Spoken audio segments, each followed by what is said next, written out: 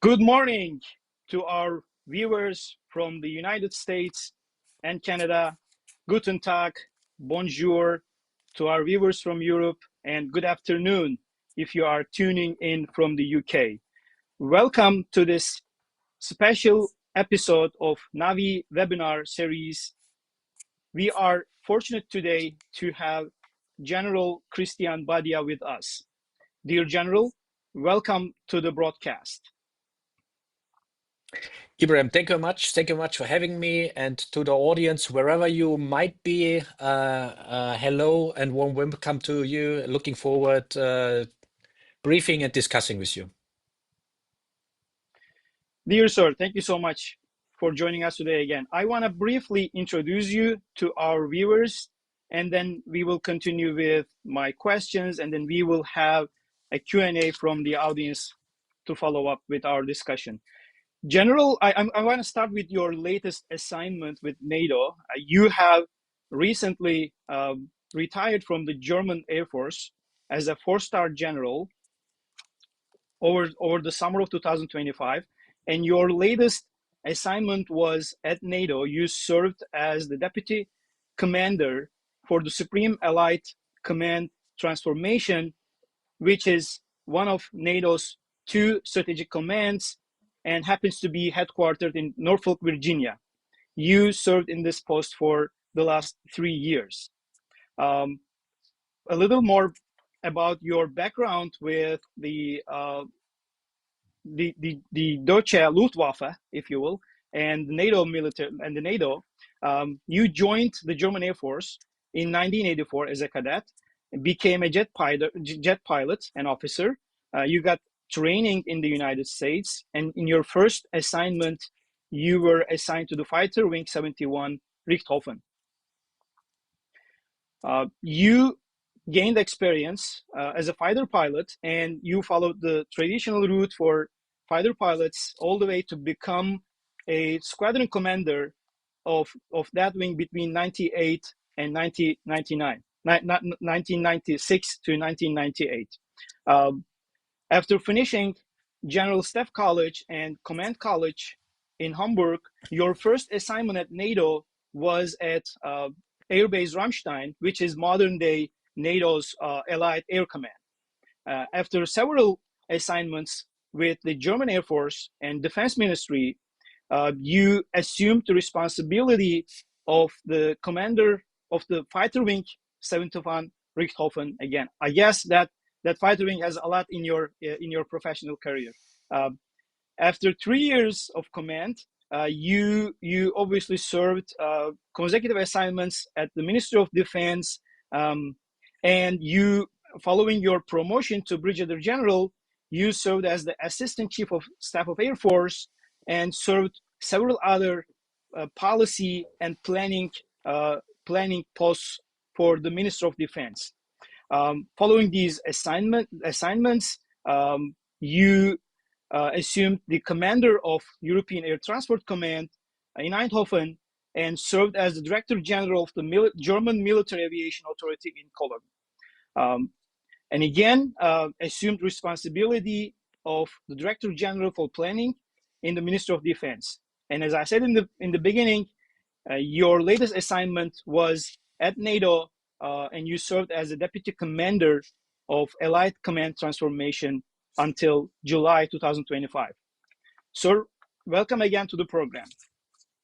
I actually want to start Thank you very much. your overall assessment regarding the current security landscape and what that means for NATO. How do you see the current state of affairs and current security landscape? I'm going to continue with some follow-ups on that. Okay. Well, Ibrahim, first of all, thank you very much for your kind introduction. Ladies and gentlemen, the security landscape overall, I would always characterize it that it has changed, and we have the change started the latest back in 2022 when the Madrid NATO summit happened. Why do I say that? Because since then, NATO changed its policy back to deterrence and defense. And why? Because the landscape overall really changed in a way, and that's what we see today. There is no conflict, there is no dispute overall where you would say that's regional. Everything is global today, everything is interconnected, and this is why NATO changed its policy. This is why NATO overall developed in a way as they went forward, and it started with the new regional defense plans, how to defend Europe, how to defend the alliance overall, and also with view to all the transformational aspect where NATO needs to proceed into the future. What are the new challenges? What are the new capabilities that's needed with it? Why?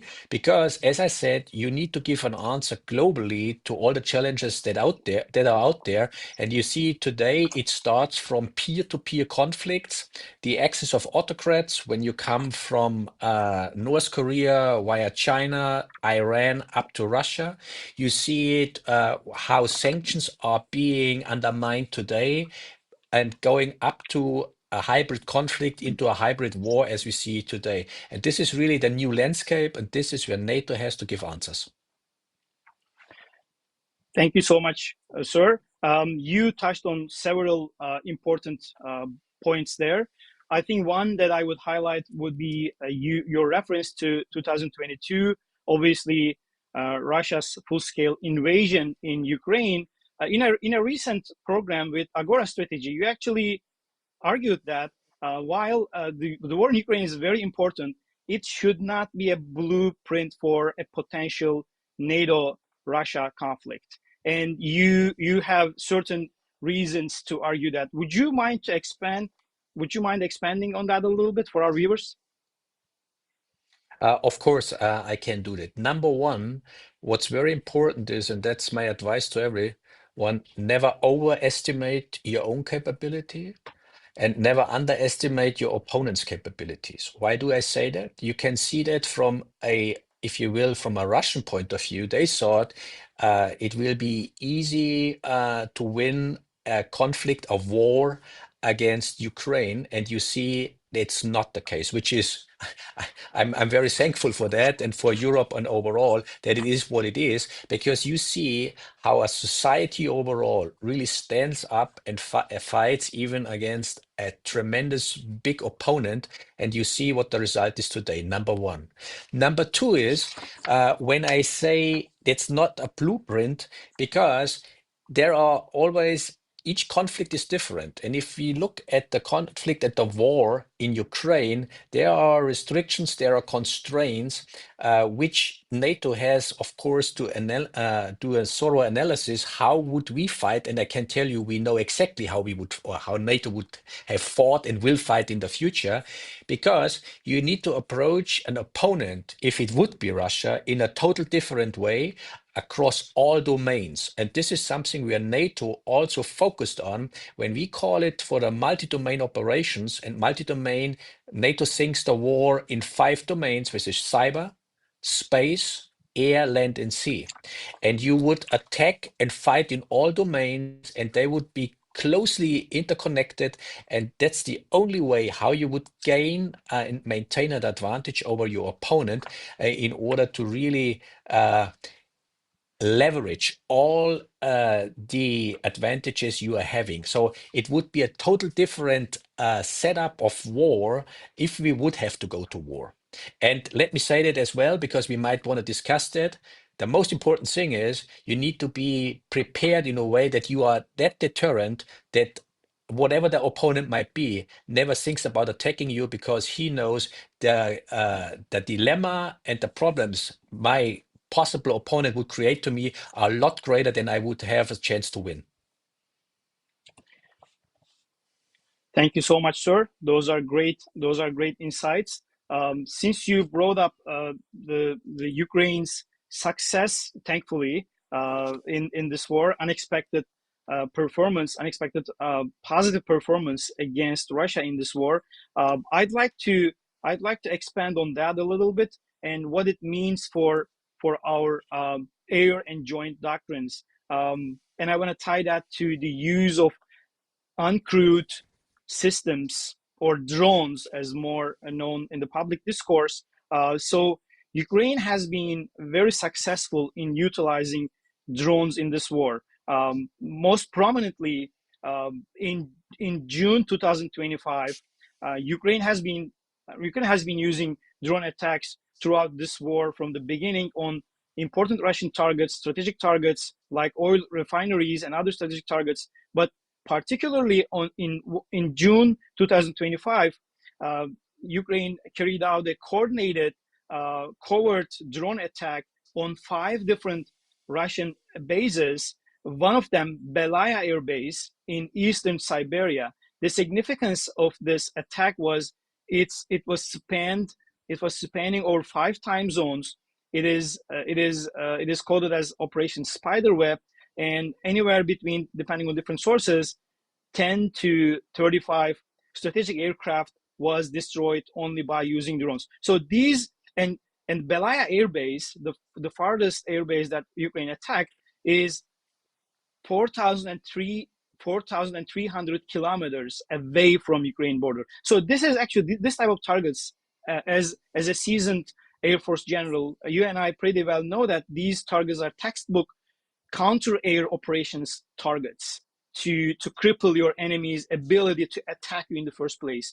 And Ukraine was able to carry out these attacks using drones. So, and it's not just Ukraine, but drones and autonomous or uncrewed systems has been entering the military battlefield for a while.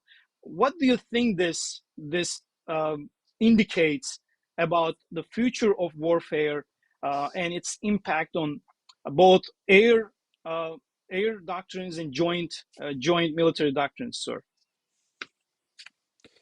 You know, by looking at it, it's and I would make the case it's not only joint and air doctrines. What you really have to understand, and this is what we did in ACT at the same time, because we have to think about what is future warfare. And if you discussed it, and this is where Ukraine comes in, where they show already pretty good examples how things are developing with new technology as you go forward in order to leverage that. What do I mean by that? There are three major factors you have to take into account and you have to have in mind when you think about future operations. Number one is, of course, how warfare overall is developing. Warfare overall means, you know, in the former times, it was more or less combatants and soldiers with their flag on the shoulder, so you could really determine who participates in the war and who not. This has completely changed, as they call it, the democratization of war. There is now, it's a whole of societies involved in the war, which creates, when it comes to warfare overall, a total different approach, which everybody has to understand. That's number one. Number two is the battlefield in itself. And this is also what you just explained. This is a very, very good example how the warfare overall changes in the domains, because now you have really space and cyber and air at the same time. It needs to be coordinated, it be synchronized, and those are the new aspects of that. But even more, part three to that is newest technology. And what you see is when in the Ukrainian war started, 80% of casualties or injuries were caused by artillery. Nowadays, 80% of it is caused by drones. And this is where you can see how technology is developing over time. So what do I mean by that? When we, from a NATO perspective, especially as the transformational headquarter of NATO, when we're looking at all those things, those are the really valuable lessons identified and the lessons you need to take forward in order to understand how warfare over time changes and how you really create a more modern army, where I always say you need to improve your combat powers through innovation. And those are examples, even so I'm coming back to it would be not one-on-one how NATO would definitely go into war with Russia, but there are a lot of interesting lessons identified where NATO is developing further in order to maintain or to gain and maintain the advantage. Thank you, sir. These are great points. I actually wanted to tie this to your some of the recent work you have done at Allied Command Transformation regarding this very issue, and I want to tie it to the obvious elephant in the room. I mean, artificial intelligence. As you mentioned, Allied Command Transformation is the intellectual powerhouse of our alliance, one of the two strategic highest military commands. It actually, I mean, if this is an analogy, the shape headquarters, the Allied Command Operations in Mons, Belgium, takes care of today's wars, and it's because it's our operational headquarters, whereas ACT needs to think forward and needs to focus on tomorrow's wars and threats and prepare our alliance for that future. During your tenure there, you actually did oversee several projects. Innovation efforts. I mean, I want to highlight several of them, and I want you to expand on them a little bit, such as the mainsail, the joint ISR asset planner, and MDO AI, which is multi-domain operations, of course, AI assisted decision making. So you actually did consider the impact of AI, and at ACT, as a deputy commander, you oversaw these efforts. Would you like to expand on them and how you are envisaging them in helping NATO in the future? Yeah. What everybody has to understand is when we talk multi-domain operations, so what I explained, so really fighting across all those 5 domains, you only can do that if you have the digital backbone and you have a complete digitalization with it. But that's one part of it. So if you are fully digitalized, because you need to leverage the advantage, and it's the new currency of the future is data. And this is where artificial intelligence really comes in, because it doesn't do you any good. It does not help at all if you have unstructured data not analyzed, because then there is no added value to the data. And if you want to maintain, as I said before, we need to come into and stay in a position where we have the complete advantage on the battlefield. And in the future, this is where we are all convinced, where the NATO nations are convinced of, one of the major stakes within it is that you leverage your data in the best extent possible, and you only can do that through artificial intelligence. So the analysis, and you mentioned it doesn't matter if you go into the air domain, into the land domain, or sea domain, it's always the same pattern, if you will, as you go, because you have all the data, you have the data available. Are we doing with that? You always have to see we're coming through 3 pillars. Number 1 is information dominance, number 2 is decision dominance, and number 3 is engagement dominance. And the information and decision dominance you only can create if you have the data and you're using artificial intelligence to the maximum extent, and you set the word in automated assistant decision making. All those things, it's always the human in the loop, no matter what. He is important. But with the sheer amount of data, you need to create systems that support the human in order to again create and maintain the advantage. And this is it, as I said, it doesn't matter which project you're looking at, it's always the same pattern as you go in order to achieve that. Thank you so much, sir. You mentioned really important stuff there, including that not just AI, you're using AI, but your data needs to be prepared for it, and you have to have dominance on information, decision, and engagement. So, for our viewers who may not be familiar with those multi 5 domains, as I mean, maybe the professor in me is speaking here a little bit. The traditional domains, as we used to be counter peer-to-peer threats, are land, sea, and air, obviously, and the 2 others are expanded to include multi-domains, are of course the cyber domain and space domain. So do you have any insights for us in terms of what NATO is planning on those 2 relatively new or expanding domains, cyber domain and space domain. We all are used to obviously the traditional ones, land, sea, and air.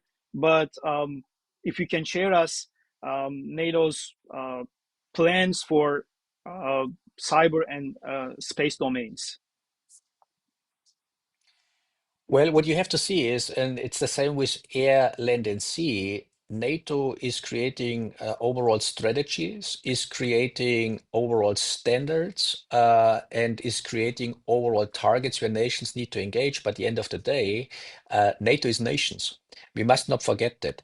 And when through defense planning, when those plans are ready, then of course they hand it over to the nations, and nations need to fulfill the targets, which means they are bringing the capabilities. What do I mean by that? Yes, NATO on behalf of the nations, they are creating defense plans and all those things, but in the end of the day, it's each and every single nation within their sovereign rights to really contribute and basically provide capabilities to NATO as they deem necessary on one hand, and of course, as they have agreed to the targets they are bringing. What do I mean by that? If I look at space, space, as we all know, space holds more or less the space infrastructure in itself. What does it give us? It gives you navigation on one hand, it gives you all the communication, and it gives you a lot of reconnaissance. And it gives you, what I said before, major parts of information dominance is coming from space. So NATO, together with the nations, of course, what are we planning is space is an operational domain. We have to completely understand how space works and how to leverage all the advantage space gives us, especially when you want to exactly know what's going on your opponent's soil, and so on and so forth. Because at the end, what we want to do is we want to be in a position, first of all, having all the information, and then when you come to decision engagement, maybe you can already create, as we always say, effects are the most important thing. You can create effects through cyber. You can create effects by already showing what you know and blaming that the opponent really comes into a position where he thinks twice if he wants to go further or not. And then when I come back to what I said before, number three, engagement or dominance, and then you still have across the three domains, air, land, and sea. Those are things where we look into deep precision strike, for instance, being on the offensive side, or integrated air missile defense on the defensive side. So there you see how important it is to think cyber and space, because they are an operational environment on one hand, but they are enabling future operations at its best. Thank you so much, sir. You underscored a very important mantra that all everybody who has served at NATO pretty much knows. NATO has no soldiers; it's all the allies, and they contribute to NATO's capabilities and operations. I want to tie this to a pretty old but still relevant discussion in terms of NATO defense planning process. So traditionally in the Cold War, NATO, it's been highlighted that NATO had a threat-based capability development. Obviously, the first and foremost adversary was Russia, and we were developing our defense capabilities, allied capabilities, following a threat-based approach. So after the end of Cold War, this was very popular in 90s and 2000s, that NATO tried to switch over to a capability-based defense capacity building. How do you see that? Like, I mean, some recently, some researchers, some observers argued that the war in Ukraine, although it's not a NATO country, it underscored that maybe we should be going back to threat-based planning. Some others argued, no, we should keep on the capability-based defense capacity building. So, and you underscored the need that we have to expand our presence to the two other new domains, cyber and space. How do you see this discussion within the context of that multi-domain operations? Uh, I was laughing because I liked that discussion, and I had this discussion so many times. And I give you a bit of a black and white answer. If you go threat based, first, you always will be preparing for the war of yesterday. Because what happens is you see something today on the battlefield, and then you react to it because it's threat based, and then you would produce something, you get it in 3, 4, 5, 6 years, and then, as I just said, the only thing that really is helping you then is that you are preparing for something that has happened, but not going into the future. So this is why I'm strongly making the argument for going always, and it's not only me, it's with all the defense planners within NATO, we go capability-based threat informed. And threat informed is very close understanding transformation and new developments in contact with the enemy. You need to observe that as you go forward in order to maintain the advantage, no doubt about it. But as we go forward, what we all have to understand, and this is what Allied Command Transformation stands also for and is responsible for, we do strategic foresight analysis. So it's not only of advantage thinking like 10 years ahead. No, we also go and look what will be the challenges in 2040. What is migration holding for us? What is climate change holding for us? What is urbanization holding for us? What does it mean for military capabilities? Because this is what you need to do at the same time. And you said that before, because we need to be ready for the fight tonight, but we need to be enabled for the fight tomorrow and the day after tomorrow. And if you don't analyze the future, and if you don't take all those things in cooperation at the same time, and then from there we develop the future operating environment, and then you can see through all the war games and simulations we are running what might be the best capability available in order to counter certain challenges or threats. So it's a complete ecosystem which you have to understand. And just to give you a glance how we are doing that. For instance, when we come up with a strategic foresight analysis, Allied Command Transformation, we have 8,000 contact points we are in contact with from universities, think tanks, industry, and the last strategic foresight analysis we wrote it with 800 participants, just to understand how complex the system is. And this is why I'm always making the case, do never make the mistake, go threat-based. You need to be capability-based first and then threat-informed. Thank you so much for that insight. So I was actually not under the impression that ACT would be in contact with this many people from academia and the think tank world. I think that is a great way to address tomorrow's threats and tomorrow's threat environment. You actually touched upon several other stuff, not just these traditional threats, but you also mentioned threats that are not emanating from adversaries, but climate change, migration patterns, some of the non-traditional threats. I actually want to tie this to I mean, obviously adversaries are also trying to undermine NATO using non-conventional ways or hybrid warfare, such as disinformation, misinformation campaigns using other subversive means. So that's also I think should be included when we consider tomorrow's security landscape and warfare. It's not just, as you mentioned, peer-to-peer threats. It's not just AI utilization by us and by the adversary, but also it's not just those 5 domains, but it's also hybrid warfare domain as well. So we are actually facing a very diverse threat environment. And you said you are very much for supportive of the capability-based training, but I like the term you used there. You said threat-informed capability-based planning for the future.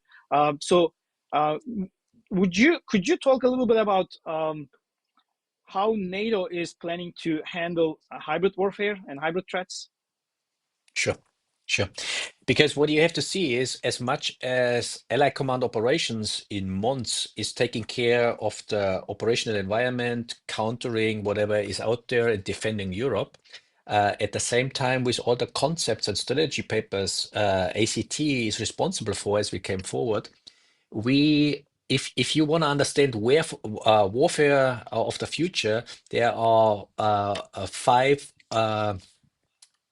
warfare imperatives, if you will. And number one, there are military. So it's multi-domain operations is one imperative. Command and control across those five domains is the other one. But then it goes further down, and this is where we think hard about is how do you project your power? Then there is the resilience overall. And the other thing is cognitive warfare. And cognitive warfare really means you have to understand fully what your opponent is up to and how do you counter that. And that leads very much into all the aspects of hybrid threat. Because hybrid, the opponent always has one major objective when it comes to hybrid. He wants to destabilize the society.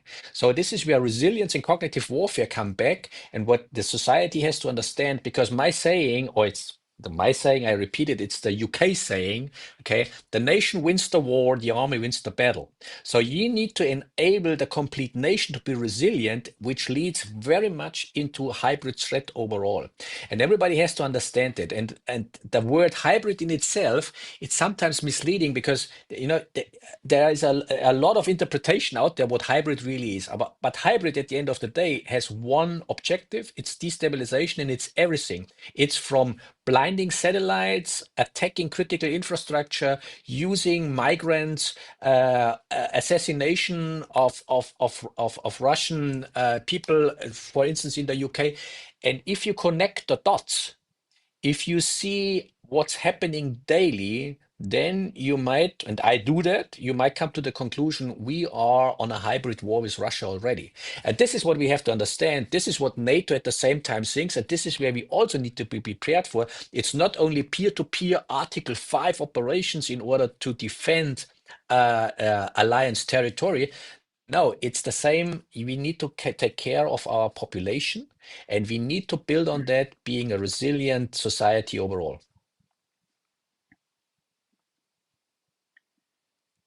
This is good. I would highlight what you said. We are already in a hybrid warfare with Russia. I think that's a great point. So, and you mentioned not just those traditional domains, but the importance of critical infrastructure.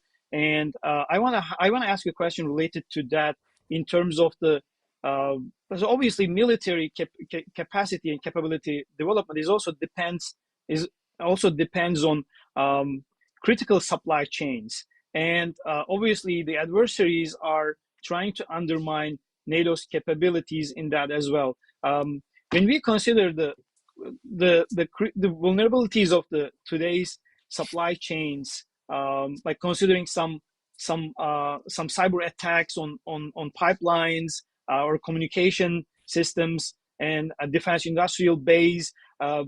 So how do you and as you underscored, it's NATO as an alliance can only do so much, but it's the countries, it's the allies who own these systems, who basically have this critical infrastructure in their inventories. What are your recommendations for NATO allies to mitigate these risks to the critical supply chains? You know, as with so many things, you know, stronger together. This is the motto we have to go forward. What do I mean by that? And you know, again, coming back to the point again, connecting the dots. So most of the information is out there. Most of the things we know, but are we coordinating in the correct way? Do we have a complete situational awareness? And this is where NATO comes in, where NATO can play a major role, because you need, and this is what NATO is creating, and what we need to build on is you need to create a situational awareness center. You need to have then the right reactions available, because not every nation has the same means in countering certain things, also when it comes to critical supply chain management and all those things. But number one is you need to be aware of it. And number two is then you need to address what it is, and then you can counter it as an alliance, as a group of nations as you go forward. That's the most important thing, number one. And then the other thing is also when it comes to critical infrastructure, critical supply chain management, and all those things, There are a lot of technology out there, and we need to get a lot better because it's not first or second tier to understand who is behind the supply chain and is there risk in it because there might be a nation involved where we are not sure if the supply really will be maintained overall.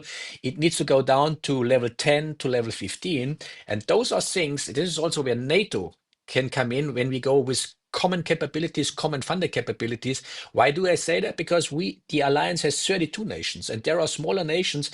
Even if they would have the money, sometimes they don't have enough manpower in order to provide certain things. And this is where the alliance can help each other, where the alliance needs to come better, needs to come together in order to help each other and understand. And from that, automatically, once you have a complete situational awareness, then you can go back in this game, as we call it, blame and shame.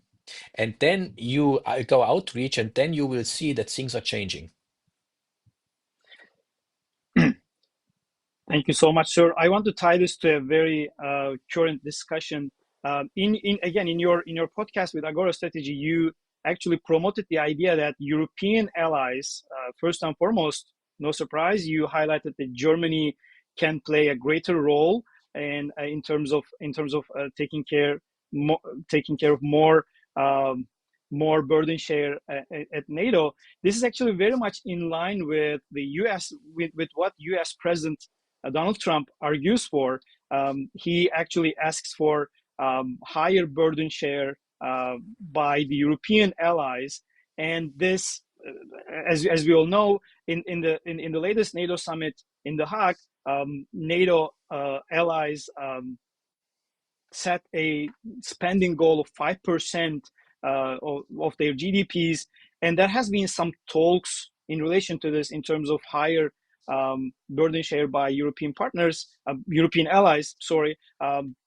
Europeanization of NATO, and there has been some ideas regarding a potentially European secure, potentially. I mean, as we know, the Allied Command Operations in Mons, Belgium, is commanded by a four-star U.S. general. Do you think we are likely going to see a European secure, and do you think that European, will we see anything such as the Europeanization of NATO in the near future? Well, there are two aspects to your question. Number one, I think it's now everybody has accepted that, and it's beyond any question anymore. Europe needs to step up. European or Europe, NATO, if you will, they need to provide more capabilities, and they need to come up in order to be really on eye level discussions with the US in order to create a win-win situation overall. And let me say that as well, because you mentioned President Trump. It's not only since President Trump came the second term into office or in his first term. No, it was back to President Obama already, where President Obama told the Europeans by that time already, Europe needs to step up, Europe needs to invest more, Europe needs to take care of its own security in a greater, better way, which does not mean automatically that this will be a European NATO. Now it means fair burden sharing, and this is for me that's logic if you look at it, which the economy power European nations have, the population European nations have. So it's doable. The nations, and like I said, they are accepting the fact now, but they need to act now in order to create more output when it comes to strengthening defense capabilities overall. So that's one thing, and it's no contradiction at all. This is a fair partnership amongst the US and the European NATO nations, and then I think this will be a strong alliance as we go forward. Number one. Number two, will we see a European or a succor from a European nation? I honestly, and this is from the bottom of my heart, I do hope not. And I tell you why, because this is, again, cohesion of the alliance. And the cohesion of the alliance means also that there is, from the nuclear role and the nuclear support, from the nuclear role support US provides to the alliance, this is vested very much also through the position of succor. And that's why I do hope that the US maintains the position. Thank you so much, sir. I think that is very much in line with NATO's founding, um, principles of keeping the Americans in. Uh, Thank you so much for that insight. At this point, we're at minute 40, so I want to switch over to a few uh, great questions from the audience. And there is a question from Erdem asking, how could NATO counter China's role as a centralized defense producer? I think to some extent you touched upon that in terms of capacity development. Um, NATO's How NATO's defense industry policies remain competitive for tomorrow's threats. But if you'd like to expand on that, I can give you some time on it. Yeah, I can make that very quick because what you do see is if I look at the US market, defense market, it's a consolidated market. It's a very much forward-leaning competitive market for the defense aspects, if you will. This is something where Europe needs to become better. So it needs to come to a single European defense market with clearer requirements, what's needed, what are the standards, and we need to overcome that each and every nation also tries to really produce certain things where we have, those examples, 12 different types of tanks or whatever, how many frigates are being produced. I mean, those are good examples, and they show if you want to become more effective, especially if you have new rising threats around you, you need to streamline that and you need to coordinate it in a better way. And by the way, let me state that absolutely clearly. If you look towards the EU Commission, European politicians, they are all aware of it, but you don't change it overnight. But the awareness is there, and this is where we need to go. Thank you, sir. This is very much related to our next question from Ümit Kurt. And as you mentioned, in response to my question about Europeanization of NATO, you said you're a big proponent of higher capacity development in European capacity development. But some people, Mr. Ümit's question mentions that some people mentioned Europe needs 5 to 10 years of relative peace for that capacity development. And as we all know, time is the scarcest resource. Do you think Europe truly has that critical window of peace to achieve defense capacity? I guess this question implies that we are not in peace, considering the war in Ukraine. Do we have that time, or Yeah. do we need to No. be in a hurry? Time is at essence, and you never have ideal conditions in order to achieve something. We need to understand that Europe is in crisis. We have a war in Europe ongoing, and we need to do everything that's necessary in order to raise defense production and get the capabilities needed to defend Europe. Thank you, sir. This is a critical warning. So I want to. We have the last question. I want to tie to a question that I wanted to ask from the beginning. So the question is, what could be the consequences of AI usage in cognitive warfare? I want to tie that to a question I had in mind. So while I was growing up, I was a big fan of the Terminator movies. Obviously, starred by Arnold Schwarzenegger. While not German, I guess it's closer to your nation. So, so it. I mean, are we right now? AI is being increasingly used in the battlefield, and it's no question that our adversaries are using AI. My question would be related to this question from the audience: are we ever going to fight against machines or AI? I'm not asking are our adversaries going to use AI? Are we gonna achieve to a development on behalf of AI that machines will rise against the human beings? Maybe a little too futuristic. Uh, I I think it's very futuristic, but I tell you what, you always have to think about all those things. When I talk about strategic foresight analysis, of course, those are things you need to think about as well. But definitely, I mean, let me put it in another or phrase it in another way. Autocrats, they have a big advantage over us because they don't have the legal, the moral, or the ethical restrictions and thoughts we as democratic states need to have. And don't get me wrong, this is what democracies are stand for, and this is why we are also really very much look at our values. And this is the difference, and this is why I'm deeply convinced we always, from a society point of view, we will always succeed on what we are doing. Having said that, nevertheless, you have to look into what's happening there. And this is something where we need to look into technology, where we need to have developments. And when I look in how AI is developed nowadays, it's always it's man-made. So the question is, well, you touching a point there. It could be there an opponent out there who creates AI machines, and then we would have to fight AI machines. And I tell you, this comes back to, and we would have to have a much more critical and advanced discussion on an electromagnetic spectrum, on countermeasures, and all those things. So I'm convinced for the foreseeable future, I think we will not see that. And in case of, there are measures you can counter that.